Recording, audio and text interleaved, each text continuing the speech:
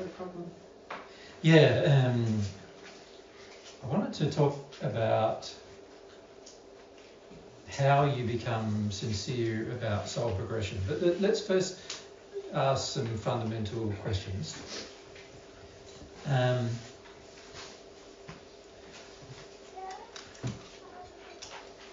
Why learn anything about God's truth? What's the purpose to learning things about God's truth? And we'll use the mics from now on if we can, just both in the middle there. So, Lena, you want to start? Then we'll go down to Suze. Make the world a better place and become happier personally. Well, I think that's an effect of learning God's truth, but I don't think it's the primary purpose. So, Suze? Mine was much the same. It was contributing to a less destructive world. Yep, so that's an effect. Yeah, but Yep. I can also see that it'll help you, like, divest a lot of your pain and the things that your injuries cause in you. Yeah, but that's a very selfish, you could say it's a sort of almost a selfish effect. Something that just affects you, but I was also going to say, and that also helps you realise the things that you do to other people. Mm-hmm. True, but if we had to summarise what's the purpose of like listening to God's truth, these are all effects. Yeah. Nikki, and if we go across to Rob with that other mic, if we can just have that mic circulating. Is it to be more loving? Because if you get to know God's truth more, yep, you'd also learn more about love at the same time. Correct. So what does it mean to be more loving? What God's definition of what love is. Okay, so you have to first learn what God's definition of love is. But then, how does it affect you? Like, becoming more loving has a number of side effects. Oh yes. What? So you're more logical, you're more sensitive, you think about everything rather than just a little part of stuff. Yeah. So if you had to lump all of that into one thing, what would you call that?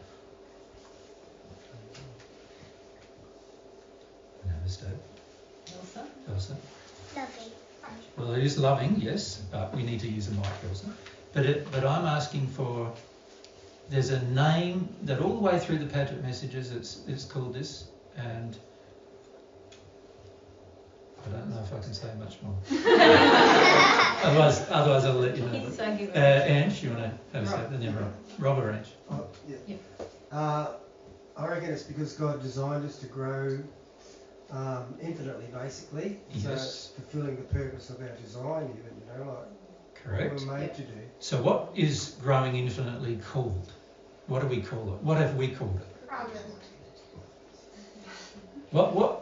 Who are you? You are a soul, yeah. And growth is progression. So it's is that fundamental? It's soul progression, right? It's soul progression. So the purpose of becoming more loving is really progression of the soul, isn't it? Now, as your soul progresses, you have the net effect of that is that you become a more loving individual. You also help the world. All the other effects, that some of which you've already mentioned, and of course there are a myriad of them, literally millions of effects that can occur from soul progression. All of those effects are the result of your soul progression. And if you decide to not progress, which is a decision you're able to make to a degree, because when I say to a degree, the laws themselves are actually focusing you and sort of forcing you in a way into progression. So to a degree you can fight that process, but the problem is that you can fight the process for a fair time given the exercise of your will. You can fight that process for a fair time, and I've seen people fight it for thousands of years, that process of progression. And you can fight it, but at the end of the day, you are going to, at some point, progress. Just like, when you were a child, at some point, you were going to become a teenager. That is the net effect of the way God's designed the universe and the way you grow up in it. So that is definitely going to happen, but how fast that happens is determined only by you and nothing else really. And the problem with it being determined by you, if you could say it's a problem, is that if you are very resistive and you are not very self-reflective and you are avoiding the reality of things from God's perspective, then of course your growth is going to be very, very slow. Alternatively, if you accept God's laws and God's truth, your progress can potentially be very rapid. It just depends upon you. So what I would like to talk about today is what depends on you with regard to your progression. How do you engage progression from a place where most of us begin thinking we don't need to? Most of us have a relatively arrogant view of I've got things down. Anybody who's relatively intelligent generally believes they understand a lot already and that they don't need a lot of assistance or help to understand more. The average person is quite self-absorbed, but also, unfortunately, quite unaware of their own condition. And on Earth in particular, your condition is measured by how well you sort of fit into society. And so on Earth, your condition is very much like judged externally, and also we have a tendency then to set up inside of ourselves a sort of a personal judgment of, I get along with everybody pretty well, and I'm getting along with my life pretty well, and I can look after myself pretty well, and all of those kind of things. So I must be pretty developed and mustn't need a lot of assistance or help in order to progress, right? So there is this general feeling that develops in most people on Earth that they're already sort of pretty knowledgeable about what's going on in their life and what is affecting their life and what kind of, you could say what their state actually is. There is a personal judgment of state which unfortunately does not mirror God's assessment of your state. Or you could say God's law's assessment of your state. So how do you get from a state where you believe everything's quite okay, but progress towards a place where you start to see, everything isn't okay? And also, how do you change when you already believe everything's okay? Can you see it's quite difficult, isn't it, to make changes to your life if you already believe you understand most things and you can assess most things accurately, and you believe you're in pretty good shape yourself. It's very hard to then go, okay, what do I need to change? Because when you're happy with your own assessment of yourself, there's very little you'll probably change. That's the fact, right? So we were talking, Mary and I, this morning, we were out for a walk and just talking about, what governs whether you grow or not? Given that soul progression is the sort of universal requirement of your future existence, like always progressing, is sort of, that's going to be happening. And God's designed a universe where progression almost happens naturally in some cases. But there's other areas where progression can't happen naturally. And this is in particular the relationship with God's side of things. Progression is not going to happen naturally with regard to your relationship with God, because that has to be driven totally by another factor which comes from within inside of yourself called desire. Remember, in the Paget messages and what I've been sharing with you for many years is you need to pray in order to receive God's love. That's a fundamental principle of becoming more loving God's way. But what is prayer? So how do we define prayer? Ella? A sincere desire from your heart, that your real feelings, your honest feelings from your soul about whatever it is that you're. So if you've got a sincere question, like I want to receive God's love, that'll come from my soul as a question, as a feeling of I really like that. Right. So it has to be a feeling that exists in you that's sincere. Right. Now, the majority of us, when we start this process, have very little personal integrity. So we think we're sincere when we're often not. Right? Now, God's laws with regard to the reception of God's love measure sincerity. So if we ask for God's love and don't receive it, it's an immediate indication that we're insincere. Right? God's already saying you're insincere. If God wants to give you anything you sincerely ask for, so, and particularly he wants to give you his love. It's a gift that he wants to give you. So if I ask for it and I don't receive it, then I am insincere. It's as simple as that. Now, most of us go, at that point, we go, oh, but I've tried to ask for God's love and God's not given it to me. Now, that's not actually a truth, is it? Because God always gives it to a person who's sincere. That is the truth. So if we're not receiving it, it means that we're not sincere in some way or other. So the key is, how do I become a person with personal integrity who is sincere?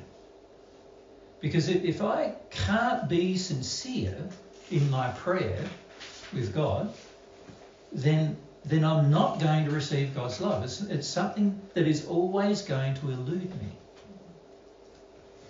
because of my personal lack of sincerity.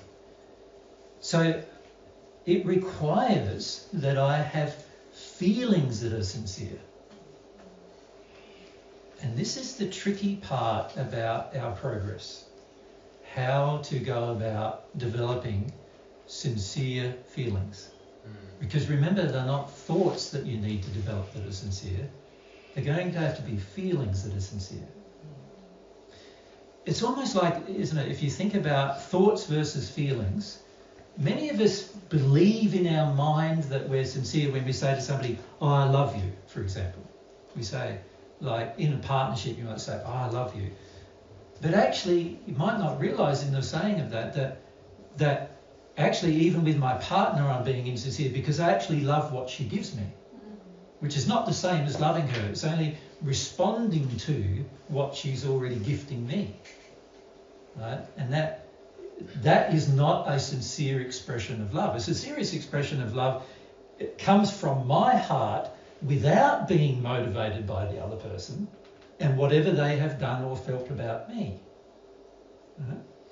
So it's interesting on this trip that's coming up already, we're finding that there are many people who are being insincere about their attendance. And the main reason why they are is because they have sort of beliefs that I already know divine truth. I already know what God's laws are. I already think I'm in a pretty good state. But you know, those other people who are coming along to the group, they're not so nice to me and everything. And I don't know if I want to go under those circumstances. And I'm going, but like Mary and I are travelling like 15,000 kilometres in some cases to their location at their invitation, and they're not going to be there. It's sort of like they invited us to come, and yet they're not turning up because they're upset with somebody else who's there. How sincere is the effort to love someone else? Like, this is the problem in the world, isn't it? Most of us think we're looking for love, or that we want to be in a state where we receive love. But not a lot of us really want to give it under all circumstances, even when other people are unkind to us. Courtney and I this morning were talking about dealing with engineer that we've been trying to work with. We're getting some engineering work done. And this particular engineer, Corny and I sent a whole set of instructions to at the beginning. We also sent some drawings to him, and he raised some issues with those drawings, so we sent some new drawings to him. And what we got back from him was he ignored every single request we made almost with regard to the design of what we wanted him to design. Now, Corny then asked me, well, what am I going to do about that? He also is going to send me a bill for $3,000 for that work. What would you do about it? So we discussed a bit this morning, Corny and I, what would love of him do in that situation, as well as love of self? What would you do? Often what we do is we go, oh, this is very unfair. He's not doing what we requested. I'm going to tell him that I'm going to refuse to pay him because he didn't give me what I wanted. He hasn't listened to me at all, and he hasn't designed something that we were prepared to build. And we did tell him quite clearly right from the beginning that was the case. So the temptation would be to withhold payment until you get what you asked for. Or to try and force what you've asked for. Or to try and force what you asked for, yeah? Yep. Yep. But if you're loving, you would just say, this isn't working. Tell him it's not working. Get him to send the bill. Pay the bill. And then if he asks, why have you stopped working with me? Now you're open to saying why. But before then, it's really quite pointless, isn't it? You've already told him what you wanted and he's already not done it. So quite pointless doing that. You can't force someone to do something loving. That has to be based on their desire. So if you're trying to force them then to give you the loving result, you're actually breaking a law and wasting your time. And also you're now being unloving. Yeah. Because you're now trying to use force to influence another person's choices or decisions. Yep. So the most loving course of action would be to pay the bill, even though he didn't give you anything of what you wanted. And then if down the track he does ask, why did you do that? Then there's an opportunity to share with him why. Right? And of course you're not going to go back and do business with him again. Because that would be unloving to you. Yeah. To do that. So, but most of us don't live by those standards, do we? We have a different set of standards. We say, oh, but what about it's unjust to us, and what about love of me, and what about, and most of us are so focused on love of ourselves, someone loving us, then we forget about what it means to love someone else. So one of the things I notice a lot when we travel is that everyone's so focused on wanting to be loved, but not wanting to be loving. And soul progression is all about you becoming loving, not other people. They have the right, given the fact that they have free will, to choose to be unloving. And the question then becomes, well, even if they are unloving, what are you going to be? Are you going to be loving or unloving? That's your choice. Now, your soul progression depends upon that choice. And as you progress in your soul, you will become more loving no matter whether other people around you are loving or not. You will be more loving. It doesn't mean that you'll accept things without saying no, because you're allowed to say no and still be loving. It doesn't mean you'll accept bad treatment without saying, no, I'm not accepting that anymore, because you're allowed to do that as well. That would also be loving. Well, that's loving to you and them. Yeah, to you and them. Yeah. But it does mean that you wouldn't be forcing anybody's will. You wouldn't be bribing them. You wouldn't be manipulating them. You wouldn't be trying to manipulate an outcome that you want anymore. You would just go, no, I'm doing that, or yes, I'm doing this. But you would not try to force or manipulate the person, because that would be unloving. Right? Now, how do we get to the stage where we believe that? internally, like actually feel it in every situation we're living in, that something happens between, say, yourself and your partner, and you are going to be loving no matter what she or he is. And what happens with your mum and dad and your brother and sister and your friends and your workmates and your colleagues and even just the average person you meet Joe Blow down the road. What happens in the world? How are you going to be? The choices you make will determine your condition right now, but also the choices you make right now will determine your future condition, because obviously unless there is a desire in you to have a better future condition, a better future condition is not really possible. A better future condition for myself is based upon my desiring a better future condition. And then working through for myself all of the realities about my current condition and hopefully being able to change that. That's what it's dependent upon. And something you were talking about this morning, we were talking about the difference between focusing on even your emotions and needing to be humble rather than having the aspiration or the desire to be loving in all circumstances, and measuring yourself against that, whether or not you're being loving, and then dealing with whatever is preventing you, or whatever. If you make the decision to be loving, then you will naturally be more humble to all the things that oppose that. But if you just get very self-focused, as is very common, isn't it? Because people are very focused on being loved, as you say.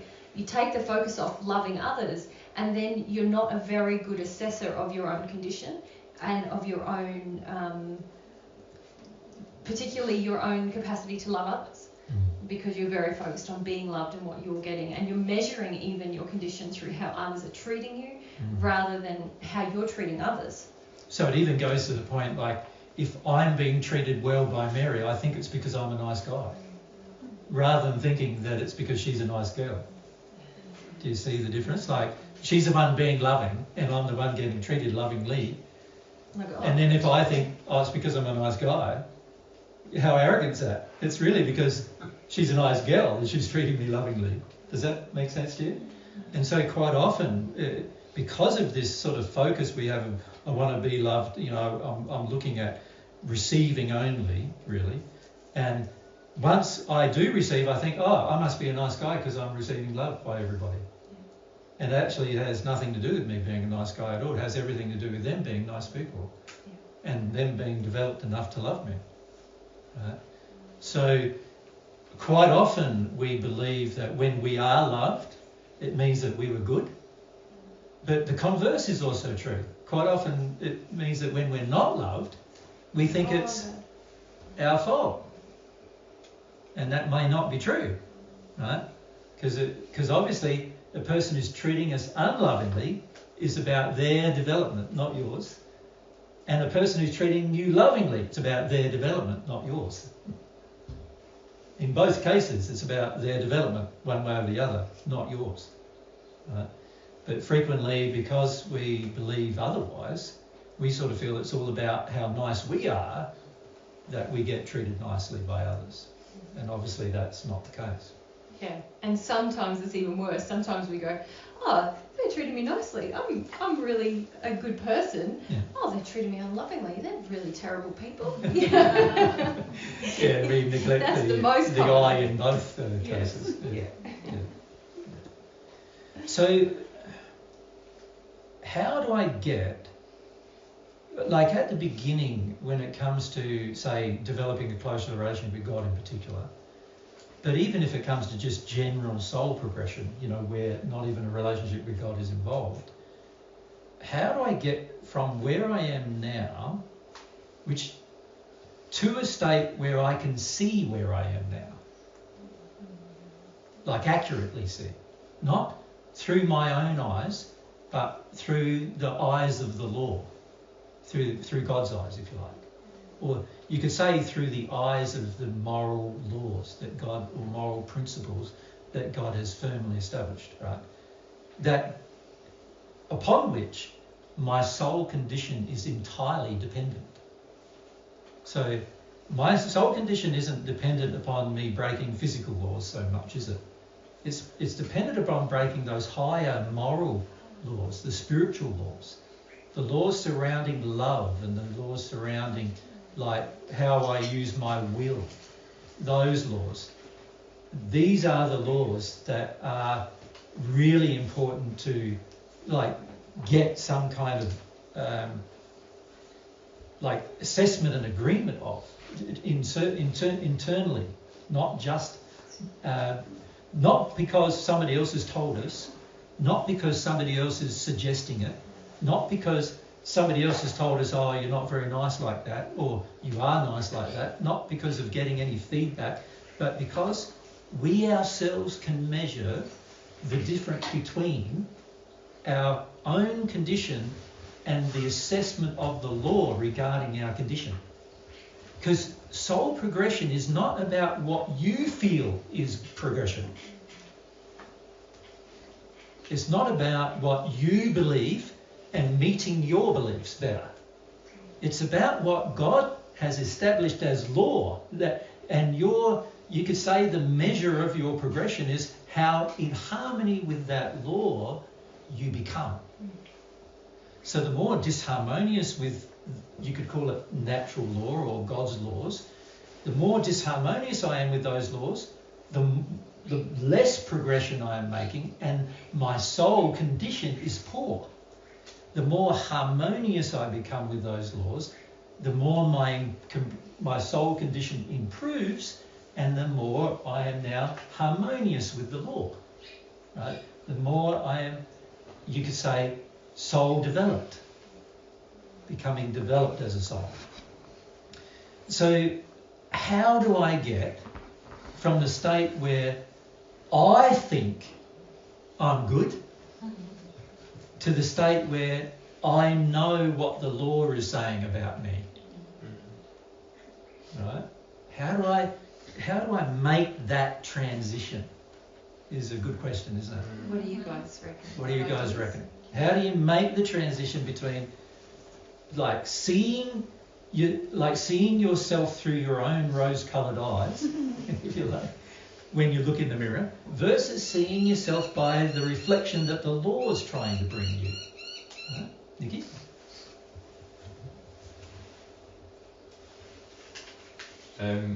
Could you be self-reflective? And so in the example you gave, Corny and the builder, do the loving thing and then feel your feelings and realise like you don't have loving feelings. So for example... But how do you even know what the loving thing is? Because you're in that state where you're not developed, you're going to think the loving thing is that I've paid my money and I'm not getting what I wanted. So the loving thing is to say to him, where's what I paid for? Is it realising that you've got that feeling, realising you've got anger about something? Well, it is, but if I'm in this self-righteous justification You're saying not going to realise. I should get what I pay for, then True. how do I even see that it's anger that's driving my... If you think about it for yourself, Nikki, the way you treat women, you think that's totally legitimate, and suddenly having women around you going, Nikki, not so good, Nikki, not so good. But even with the women around you telling still Nikki sort of not go- so good, you're still going, yeah, it is. Mm. So, like, you can have, and I've seen you've had 5 or 6 women tell you directly to your face how you treat women is bad, and yet you don't think so. Your feeling is, not really. I don't think that's really true. So how do you get from there? So can you see the sincere feeling inside is, I don't think that's really true. Mm. That's the sincere feeling at the moment. It's not sincere measured with the law, because, you know, from God's perspective it's completely different, but that's how you feel.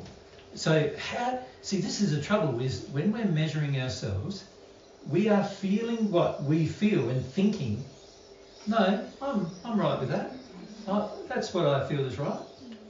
Can you see that? Yeah. And so you can say to do those things that you just mentioned before, but at the end of the day, you're probably not going to do them. And you're certainly probably not going to do them accurately, because internally the assessment is, no, I'm good. My sincere feeling about myself is, no, I'm good. not, oh, you know, I don't even question in that place. I don't even have a point of pause when I'm in that place, because I'm already thinking internally that everything is good. And so there is no reason for me to pause. There's no reason for me to self-assess any further than that. All I'm going to do is go, no, I'm good. Must be something else. Like, sure, all these women are saying, you know, that I'm not treating them well, but, you know, they're demanding women, you know. I have other women that don't say that to me.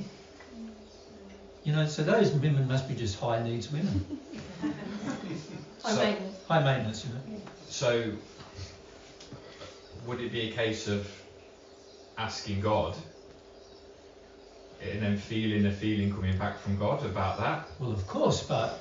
Because... Are you going to ask God? Are you going to ask God sincerely when you already believe that you got it, no problem? Well, the thing is, when I ask God about that, it's like tumbleweed. What do you As mean? in, there's no... It's like, I ask God, and it's like, you see the tumbleweed going on the beach. That's like what I get back, it's just nothing. Yeah, that's right, yeah. So... And you can understand why, because it's not sincere. Yes. So I can see when I do that with God, and I get that kind of no response back. Yeah, which means you're not sincere. I can see that I'm not sincere there with that. But even though, what do most of us do? No response from God, what do most of us do? It's too hard, I give up. I must be doing all right. There's nothing negative coming back. I'm on to it. Or what else? What else do we do?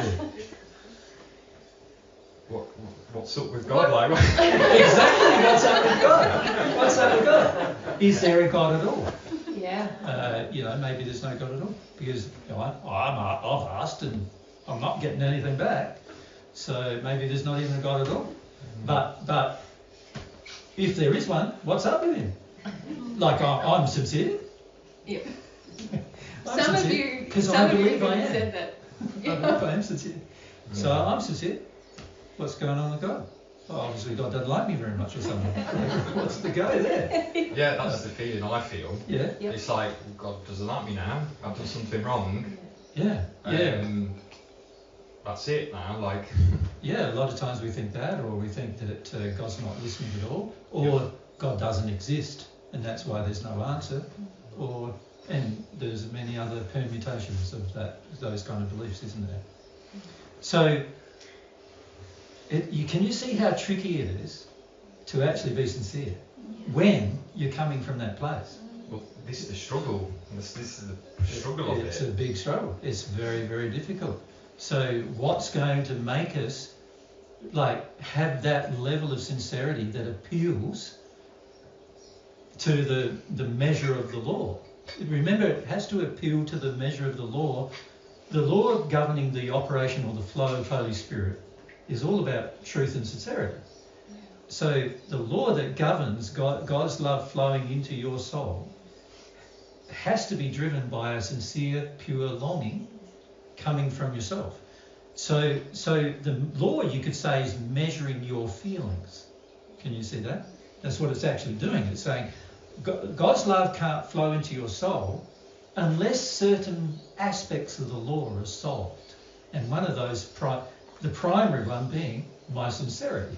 It has to be a sincere, real desire that I emotionally, not just intellectually, think, but emotionally feel. It has to be something that I feel I want, not something that I just think I might want, right? And it's going to have to be in harmony with the demand of the law for it to work. And the demand of the law is I've got to be honest. I've got to be truthful. I've got to be sincere. And there's got to be longing. That's the demand of the law. Could I just quickly ask on that? Yep. Because I have spoke to God about how I feel with my feelings with women. Yeah. I'm like, I just want women to think I'm a good guy. Yep. And if they don't, then I'm like, whatever. Yeah. Move on to the next one. Yeah. Well, there isn't any women to move on to. 'Cause I'm At the moment, you mean? Yeah. You haven't found one. Well, I'm deliberately choosing to be by myself. Trying to. Trying to. Yeah. And, But of course, you've got women's spirits around you too, of course. Right. Okay. Yeah. Um, And of course, they're going to respond to your actual feelings, right. not your. So you can isolate yourself, like become a hermit, right? Which is what you're basically trying to do now, right? Yep. Yeah. Become a hermit and try to manage it. I've got to work through this issue about women, so Yes. Yeah. I'm going to become a hermit. You know, every woman around just go, she's a woman, got to stay away from her. So That's basically what I've been doing. that's basically what you did, yeah. And is it working? Yeah, how's it going? Well, I've been feeling lonely. Yeah. Yeah. Of But course. you told me years ago I need to work through my loneliness, You do, yeah. and I have got into some stuff about it. Yeah. Um, But has it substantially changed your belief that you're right about the women? not yet. No, Not yet. no, that's Not right. yet. So I feel like I'm in this process of the loneliness, Yeah. but then the stuff with the women, I feel that's not changed yet. No. So then I'm like, well, I better stay away from women. So does that mean like is it going to be like this for another 100 years or? Well, this is some of the thoughts I've been getting. Yeah. Like, Yep. if I don't change it, I could just be like this For 100 for a years? long time. You could, yeah. And that's a bit crap. Yeah, no, that's good. It's good to measure what the results may be. But see, the thing that's not being seen in that state is the unrighteousness. The unrighteousness, what do you mean by that? You're not seeing that your current state is unrighteous. You believe it's right. If you believe it's right, no change can occur. That's why no change occurs. No change occurs because we sincerely believe we're right to stay as we are. So I'm sincerely believing it's right for me to withdraw. No. You sincerely believe that you need to find a woman who's going to give you everything you want. Right. And then you kind of doing this intellectual process where you like, And so in a way you're separating your soul now from your mind because you're trying to run it one way with your mind, which is I've got to restrict my behaviour with Jesus women. said, I've got a problem with women, so Yeah. I'm just going to Yep. become a hermit on the hill. So you sort of run it one On way the with your hill, mind. You are on the hill, yeah. Force yourself to that. Do you feel like forcing yourself to not be around women? Do you really feel like that? Like when you come Well, around women, do you just feel an my aversion? feeling is I want them to think I'm alright. Correct. And so my feeling is I want to be Around women, and they tell me I'm good. Well, I want to be around people, men and women, but with women I want that feeling. Well, Yeah. I don't know if I'd agree with you wanting to be around people because I also see a competition with your father going on. So you don't want to be around men as much as you want to be around women. So Okay. again, like honesty is fleeting about a situation. So this is what I'm saying, Nikki. Now I see this everywhere, where the honesty about the situation, we are so embroiled in the idea that we think we get what needs to be done, right? So this is the problem. The problem is we are going, okay, Jesus. I sort of trust Jesus, not really, but sort of. I do trust Sort of, what yeah. you say, yeah. Yeah, not really though. But Because it's rare that you do what I suggest. But anyway, you sort of trust me, right? Enough to go, maybe he's right about my treatment of women on that issue, right? But that's not the same as you believing it. Yes, yeah, I agree with what you said there, yeah. Does that make sense? So what's happened is you've listened to somebody who's teaching divine truth. You think he might be Jesus, and that's sort of a bit of a problem because it means you might have to listen to him more than you listen to other people. And that's one reason why a lot of people don't want to believe on Jesus, of course, because they don't want to listen at all. But the people who think they want to believe that I'm Jesus go, oh, well, I need to listen to him, but I don't really want to hear. I don't really want to do it. I don't. And can you see that's really how most people feel about God? That they think they need to listen to God if they want to have a relationship with God, but they don't really want to. Right? They don't really want it in their heart. Want it. Would they? It's like, well, like with you, he's right about a lot of things. It's just this bunch of things that he's wrong about, Yeah. and I don't want to listen to that because that's my definition of love or righteousness or how I'm good. And he keeps saying stuff about that, Yeah. and I don't agree with that. But he's right about these other things, so it's quite a conundrum, isn't it? Because it's like, well, he seems okay on these issues. And he treats me nice enough. Yeah. But he doesn't yell and scream at me and boss me around and tell me what to do. Shame me. Or, shame me into doing anything or whatever. So he treats me nice enough, but at the end of the day, I don't know whether I agree with him here, right, in my heart. And this is the issue we have with God. We don't agree with God in our heart, right? Frequently we don't. We think we would like to. You see the difference between I'm thinking I would like to, and I'm thinking there might be some benefits if I do, and I'm thinking in particular there might be some benefits to me if I do, not necessarily to everyone else, but oftentimes it's to me because I'm, the average person on earth in particular is quite self-absorbed, so they're sort of looking more at themselves. But when it comes to actually agreeing in our heart, that is the real issue. And to be frank, that is also the issue that actually causes the most damage in a relationship. In a relationship, for the most part, each of us have a different view. And we don't agree in our heart. Now, how much you agree outwardly depends a lot about what you do by suppressing your heart. And trying to get agreement intellectually and go, okay, I'm trying to see your point, and what we call compromise. Right? And compromise isn't agreeing. Compromise is disagreeing, but doing it in such a way where I'm going to compromise my idea in order to give the illusion of agreeing. Now, it's not the same as agreeing. Agreeing is, in my heart I agree. That's how I really feel in my heart. Now, if I really feel something in my heart, and Mary really feels the same thing in her heart, now we could say we agree. Right? The same applies with my relationship with God. If I really agree in my heart with God and God's law, now I can say I agree with God on that matter. Right? The issue we face with progress is impeded by how much we disagree. And how much we try to give the illusion we agree while we disagree. You understand what I mean by that? Yeah. What we're trying to do with God is what we try to do with our partner. We try to go, oh yeah, I see God's point, yeah, I get that. Yeah, I can sort of see the reasoning behind all of that, and I agree that I need to be more loving there. Yes, I was angry there and that wasn't very good. And I can see that. But none of that is agreement in our heart. That's us in our mind going, I can see there's logical points, which is great. Like, you need to use your mind to see logical points. But we don't actually then translate that into, what do I need to change in my heart to get to an agreement with God on the matter? Right?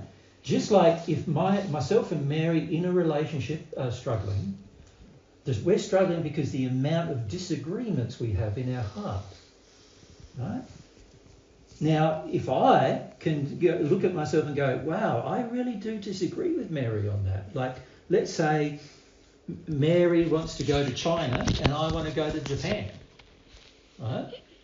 Now, the average couple will go, well, we'll go to China and Japan. And all the while I'm in China, I'm going, I wish I was in Japan. And all the while Mary's in Japan, she's going, I wish I was in China. That's really what's happening. I'll put up with Japan but as long as we can get to China. As long as we get to China. As long as I eventually get what I want, I'll put up with giving the other person what they want. It's basically the fundamental way a lot of people run their relationships, right? That's not agreement. That's compromise. Now, God doesn't agree with compromise. So any relationship with God where you try to go, God's in China and I'm in Japan, and I want to be in Japan and God wants to be in China, that is going to be a problem with your relationship with God, because God's not going to compromise. God knows that love doesn't need compromise. Nikki? But I've done the honest thing too, where I've said to God, I don't agree, this is blah, blah, blah. Like, my feelings towards women are this. Mm-hmm. and I hear nothing from God. in Correct, that place because he still. already knows that. So, and this is what I've been questioning. So all you're doing is just saying to God, telling him something he already knows.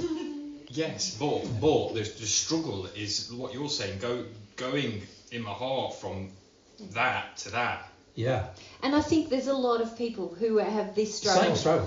where they're intellectually aware and they can logically see, Yeah. yes, there's a problem here, but in their heart they still feel, no, it's right. Yeah, Yeah. that's exactly where I'm at with that emotion with women. Well, that's where you're at, if we're honest with ourselves. That's where we're at with almost everything when it comes to God, because if we weren't, we would be at one with God. True, yeah. So that's where we're at with almost everything when it comes to God. We're at this point of disagreement in our heart, right? And my question, like as I keep saying, is how do I change my heart to get from that place when internally I can feel, actually, I just really don't agree with God on these matters. I just really don't. Now, the majority of us, when we don't agree, do a number of different things. We're very prone to doing lots of different things in the place of disagreement. So you think about it in a relationship with your partner, what you would do if there was a fundamental disagreement. What are some of the things you do? I could reel them off because I've done this for years. Yeah, okay. Numb out, avoid, withdraw, think it's too hard, I'm Yeah. going to do it my way now because I've had enough now, I'm never going to get it. Yeah, Just stay by myself, yeah. focus on other things, So- at least I can get some other things done Yeah, while I'm not getting this other thing. yeah. So So already distraction. you've mentioned 8 different ways. Yeah, distraction, withdrawal, passive aggression. I've done the whole blaming. list Yeah. of it. Exactly. Yeah. And this is what we try with God, the same list. And then I still feel like hopeless at the end of it. Well, of course, because none of it works. Exactly. And anything that doesn't work, God doesn't respond to. And as a result of that, of course, you're going to feel hopeless, which is actually a good thing, because you need to feel hopeless about doing all the things that don't work. Well, it is Because hopeless. eventually you'll stop doing them once you feel hopeless enough about them. You might stop doing them. But the majority of us are not hopeless enough about them, are we? We think they're going to work. Because with the average person in a relationship, they work. Yeah. Right? So let's say myself and Mary are at a place of disagreement. And one of the first things is, I just need to be calm, but I'll compromise. So that'll be one point that I'll try, right? And of all the other ones you mentioned, we could try every one of those things. And generally, the other person will probably do the same with us, Yeah. right? And there's also other things you do, isn't there? There's attempts to manipulate, to Boss. outwardly argue and boss, Boss them around. condescend to them about their point of view, so that you think that they'll back off. Honestly, we could probably list 100 methods, right? The average person, probably off the top of their head, if they gave it enough time, could list 100 different methods they use to cope with the fact that they disagree. But without actually saying, Disagree. I actually disagree and I can't compromise on that. Yep. Or I disagree and maybe I need to examine myself on that. Well, what most people don't realise is the disagreement demonstrates you're not compromising in your heart. In your heart, you're still set, right? And so unless the heart changes, then no real possible change can occur. And remember, we said the soul progression is dependent upon what you feel in your heart about love. So unless that fundamentally changes, no real progression can occur. And this is why a lot of people give up, don't they? Because they're like, oh, I'm stuck here. Yeah. This doesn't Yeah. feel good. I know I've heard enough of God's truth to just feel like crap about what I intellectually know, but I feel like I can't change it. I'm just going to do all those things you said, numb out, withdraw, go away. But then you're just hopeless at the end of it. And that's how... Well, hopelessness is a rage in itself, isn't it? It's all anger, isn't It's it? all anger in itself. Yeah. My way isn't Brittany, working. if you want to go. No. You can keep the mic on. Sorry, Brittany's got another one. It was just when you were saying some things just then, I can't change it or something. Like, I feel like I don't want to change it. That's the problem. Like I feel very glad that we're talking about this because I can relate to what Nikki's thing with my addictions with men, and it's just feeling like I don't know. I don't want to change it. That's the truth. I think it's good. And it's gonna work at some point. It hasn't yet, but it keeps And going why down. hasn't it? It's because I haven't found the right man. Yes. yeah. When I find the nice man, Then it'll be fine. it'll all work. Yeah.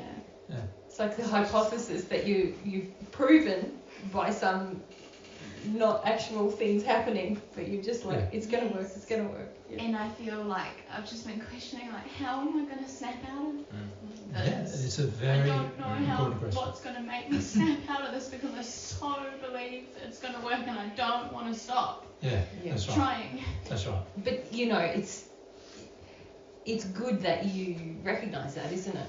Yeah. Because a lot of people don't even recognise that. It It feels is good. it's then, good. because it demonstrates more awareness than a person who doesn't do that. There's a lot of people who go, no, I'm going to change it, but really they feel exactly like you do. And they don't want to admit to themselves that. And they it's do. painful admitting where you're at. Mm. That level of honesty. Yeah. Yeah.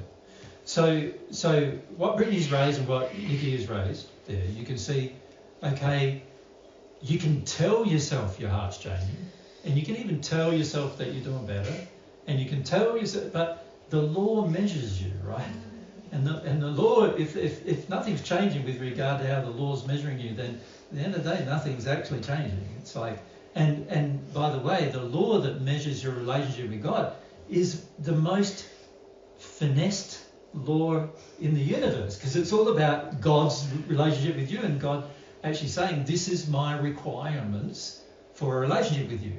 My requirement for a relationship with you is that you must be sincere. You must have integrity. That's God's requirement for a relationship with you. And that is our problem. The majority of us have been taught from a very, very young age how to not be sincere, and in particular how to not have integrity. We've been taught that by parents who also generally didn't have integrity or were sincere in many cases, and also a society that generally rewards a lack of sincerity. You see it happening all the time, right? You see even tiny little children saying, you say sorry now. But in their heart, do they feel sorry? No. They did it and they don't feel sorry. And a lot of them just go there like this, don't they? I'm not saying sorry. And the parents are going, you say sorry, you say sorry. And eventually they get browbeaten into saying sorry, and then they get a reward for it. Oh, everybody's happy with me now. There's a reward for me being completely insincere. Right?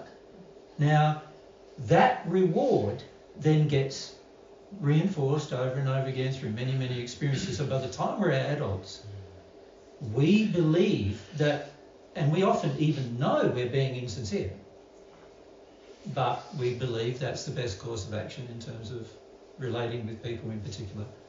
And so that's what we do. Mm-hmm. So is it a case of just having this meltdown and going, I just don't get it? And the hopeless then you feeling. question that. Yeah, the hopeless feeling is the avoidance of rage. The hopeless feeling is the avoidance of rage.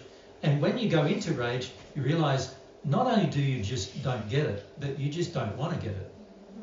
Right? As Brittany just said earlier, I want this, the thing that I'm being told, and by the way, I don't believe it's unloving, because if I did believe it was unloving, I probably wouldn't try to do it anymore.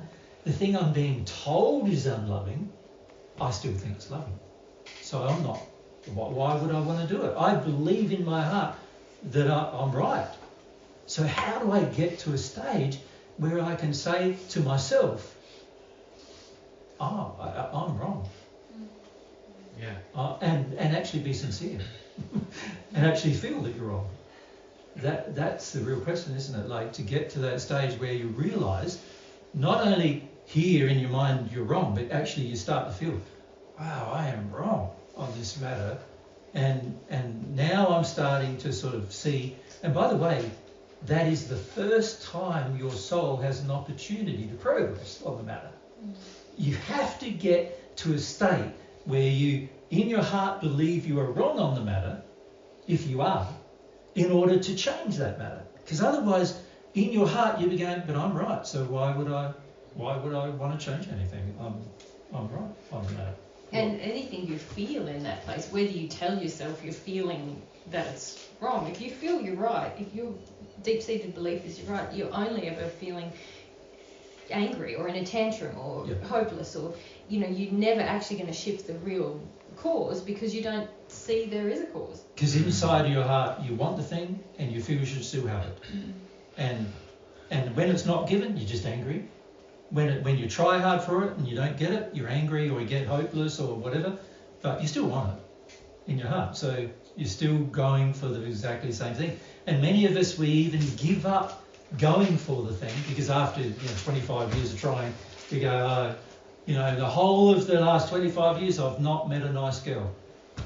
And then you're like, oh, I'm done, type of feeling. Yeah, I'm done with girls. Yeah. Let's try boys now. And that, might sound funny, but that's what people do. Right. They even change the gender of their interest in order to get the thing they want rather than, work through the reasons why they're not, why they're in disharmony with the Lord, right? And so we will do all sorts of things to convince ourselves that our righteous view is righteous from God's point of view. We do everything we can to convince ourselves of that. So, as I said, the question becomes, how does that change? Exactly. Nina? Yeah, we might have to... this will be the last comment to a toilet break. How important is it that we actually get to the point where we go, look, I'm actually in pain and I'm actually unhappy? Even then it's interesting, isn't it? Many of us admit we're in pain quite early, either particularly when it comes to love-based pain, emotional pain, but even physical pain, we often admit we're in pain. But what do we do with pain? Oh, it's not that bad. Well, we do the same things we do with the what we do with not recognising whether something is true or false or not. We go through all the same stages. Denial. We might accept it and we feel it's hopeless. You might try methods of avoidance, so drugs and other things, alcohol, all sorts of things in order to avoid physical pain. We do the same emotionally. So recognising you're in pain might be good, but at the end of the day, the majority of us recognise we're in pain and we do nothing about that either. You think we would, but we don't. That's why the whole world's in pain right now. Hardly anybody was trying to do anything about the real reasons why, which is all to do with how much in disharmony with God's law we are. And yet, most of us don't see it. We plough on regardless. Even with extreme amounts of pain. People can be dying of cancer in such terrible ways, People getting murdered and killed in terrible ways, and we're all still living the same life. Plugging away the same ways, thinking it's got nothing to do with us. Somebody else. And we even go so far as to say, a lot of the things that happen to us are just like chance and nature and diseases, like bugs, like viruses. Find something else to blame or... We're always looking for something else to blame, because that is the fundamental feeling we have, is everything but me is to blame for my pain. So you can be in pain and still not be at a state where you get sincere. Where you're willing to do something about it. That's right. Yeah. Where you're actually willing to, Inside of yourself go, what if this is all to do with me and my choices? Yeah. It's a rare thing on earth for somebody to do that, right? Yeah. In the spirit world it happens more regularly, and you know why? There's only really one reason why, Nick. It's just more obvious that you're in a not good place, or? Well, that's true, but it's not the main reason why. Ella? It's because you get to a point where you're faced with so much pain that it's like you have to sort of like get to the point of meltdown crisisness where it's like everything's just. Well, that's also true, but not the main reason why. What's the illusion you have on earth? What's the illusion you have here? Somebody looking at you. That everything's okay. Everything's okay. Do you get to have that illusion there? No, because that's taken away. Yeah, because your condition determines where you are. And your environment. So your everything, environment so- is in. You are stuck. While you are in the state you're in, you are stuck in this unpalatable environment, right? That is a reflection of your own condition. And because it reflects your own condition it's the most unpalatable, given the condition. And this is why in the spirit world people start to change, because they go, wow, this is really where I'm at? Because their environment is saying, this is where they're at. You can't go on holiday. Yeah, here on earth, we get to live in an environment we can modify to a large degree and ignore to a large degree and separate ourselves from to a large It's degree. like I can buy my block of land and I can set the law on that land. I'll do everything my way on that land, and then I'll just get into a bit of codependence with people, meet their addictions, they meet my addictions, and Yeah. then I can just sort of live as my own sort of queen of in my own palace, if you like. I can buy my comfort. Yeah. And because Not just with money, with the also with trading emotions, with people yeah. and everything, I can Yeah. buy my comfort. yeah. In the spirit world, you can't buy your comfort. Your comfort will be what it is, yeah, reflected directly to you. That makes sense? So, the real thing we want to be able to do is get to the stage where we can see where we'll end up in the spirit world right now, and then we might be more reflective, might we, and go, well, that's not going to be too pleasant then, so what do I need to do about it now? That can help, but it still won't change the feeling. So with that idea, we'll have a loo break.